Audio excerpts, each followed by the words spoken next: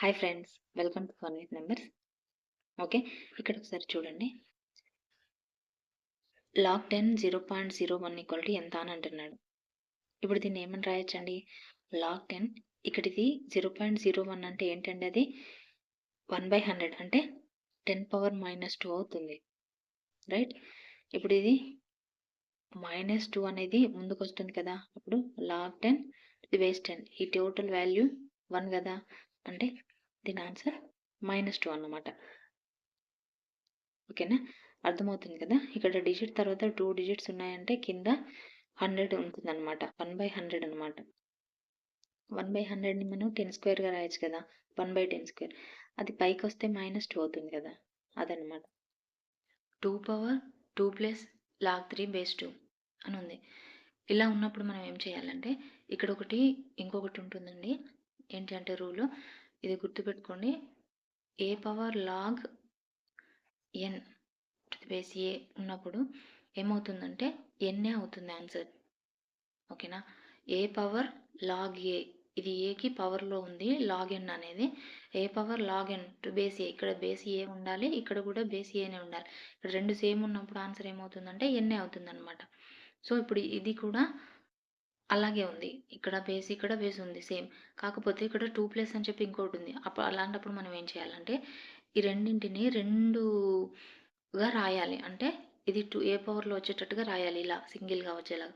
అలా రాయాలంటే ఇవి రెండు ఘాతాలు కూడబడ్డాయి అంటే ఏంటి, కింద బేసెస్ ఈక్వల్ అన్నట్టు, అంతే కదా. Into 2 power log 2 log 3 base 2 అన్నమాట.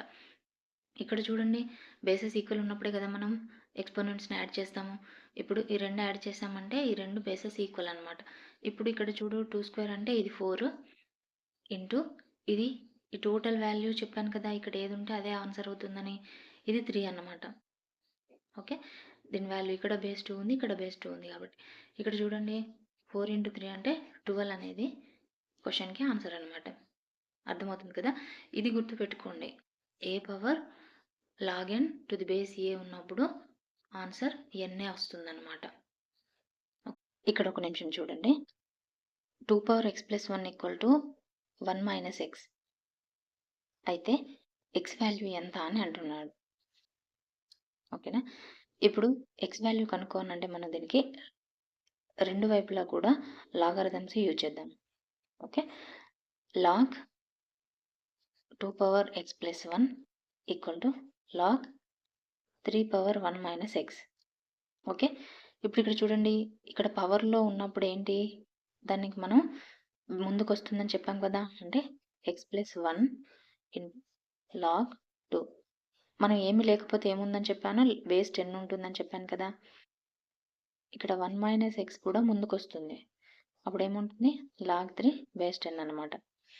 ఇప్పుడు దీంతో గుణించి రెండుగా రాద్దాం. అంటే x × log 2 బేస్ 10 + 1 అంటే log 2 బేస్ 10 ఈక్వల్ టు, ఇది 1 × log అంటే log 3 base 10 minus x × log 3.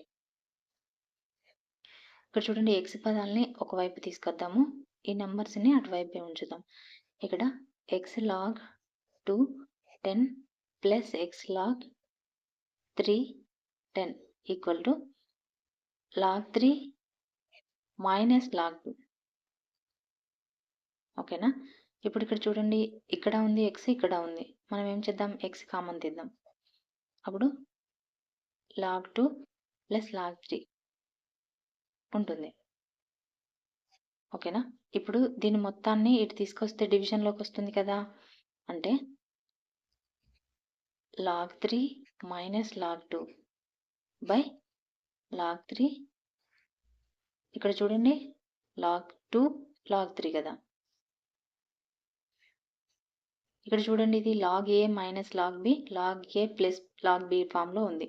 అంటే ఏంటిది, అప్పుడు ఇక్కడ ఏమవుతుంది, log a మైనస్ b అంటే ఏంటి, log a/b కదా, అంటే 3/2 న్యూమరేటర్. ఇక్కడ ఏంటిది, ఇంటూ ఉంది, 2 3 అంటే log x + log y అంటే log xy కదా, అంటే 2 × 3 log 6 అన్నమాట. అంటే టోటల్ వాల్యూ ఎంత అవుతుంది, log 3/2 ఏమో న్యూమరేటర్, కింద లాగ్ 6 అనమాట. 3/2 ఏమో న్యూమరేటర్, ఇదేమో డినామినేటర్. లాగ్ 3/2 log 6 అనేది దీని యొక్క వాల్యూ. ఇక్కడ ఒకసారి చూడండి, log 2 ఈక్వల్ టు 3010 అయితే 4/2013లో ఎన్ని అంకెలు ఉంటాయి అని అంటున్నాడు. చూడండి, ఇలాంటి క్వశ్చన్ ఇచ్చినప్పుడు మనము ఈ 4/2013కి లాగ్ తీసుకుందాం. ఓకేనా? దీనికి లాగ్ తీసుకుంటే ఇప్పుడు ఇది ఏమవుతుంది, ఈ 2013 అనేది ముందుకు వస్తుంది కదా. 2013 ఇంటూ లాగ్ 4 కదా. ఇప్పుడు ఇక్కడ చూడండి, 2013 ఇంటూ దీన్ని 2 స్క్వేర్గా రాయొచ్చు కదా. 2 స్క్వేర్గా రాస్తే ఇది మళ్ళీ 2 ముందుకు వస్తుంది. ఇంటూ 2 ఇంటూ లాగ్ 2 ఉంటుంది ఇక్కడ. దీన్ని 2 స్క్వేర్గా రాసాము.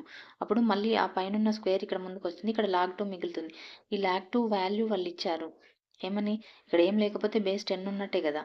సో ఇక్కడ ఏంటి, 2013 ఇంటూ 2 ఇంటూ 0.3010 అనమాట. ఓకేనా? ఇప్పుడు ఇక్కడ చూడండి, 2013 ఇంటూ ఈ 2 ఇంటూ ఇది అంటే 0.6020 అవుతుంది. ఓకేనా? ఇప్పుడు ఈ 2013ని 6020 తోటి మల్టిప్లై చేయాలి. ఇప్పుడు ఈ 6020ను 2030తో మల్టిప్లై చేసిన తర్వాత యాడ్ చేద్దాం. 300, 3 2 6, 0, 3 6 18, నెక్స్ట్ 100, 12, 0, 6, నెక్స్ట్ ఇవన్నీ జీరోసే. Next 200, 24, 0, 26, 12, total 6, 2, 8, 11, 1, 12. ఇక్కడ ఎన్ని డిజిట్స్ ఉంది పాయింట్ అంటే 4 డిజిట్స్, అంటే 12,11.8260 వచ్చింది. ఇప్పుడు ఇక్కడ ఈ పాయింట్కి లెఫ్ట్ సైడ్లో ఉన్న దాన్ని లాక్షణికం అని అంటారనమాట. ఓకేనా? ఈ పాయింట్కి రైట్ సైడ్ ఉన్నది మాంటిసా అని అంటారు. ఖచ్చితంగా ఒక క్వశ్చన్ వస్తుంది దీని మీద లాగారిథమ్స్లో, కంపల్సరీ గుర్తుపెట్టుకోండి. పాయింట్కి లెఫ్ట్ సైడ్ ఉన్నదేమో లాక్షణికము, పాయింట్కి రైట్ సైడ్ ఉన్నదేమో మాంటిసా అవుతుంది అనమాట. ఓకేనా? అండ్ ఈ మాంటిసా నెగటివ్లో ఉండదు. ఓకేనా?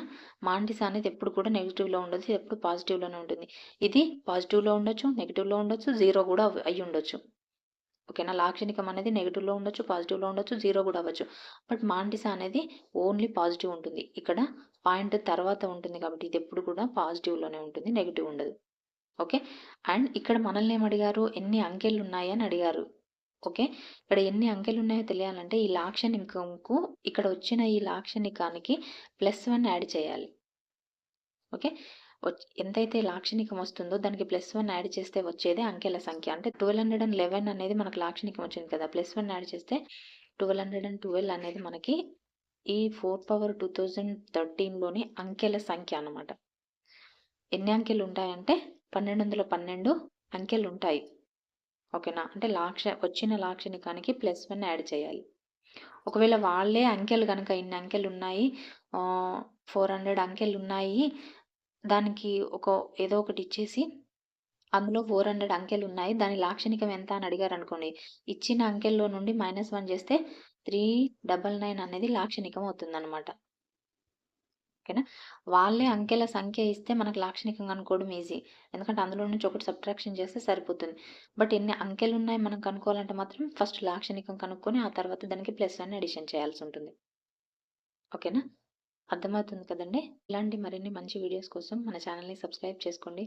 వీడియో కనుక నచ్చితే లైక్ ఇవ్వండి, మీ ఫ్రెండ్స్కి షేర్ చేయండి. Thank you. బాయ్.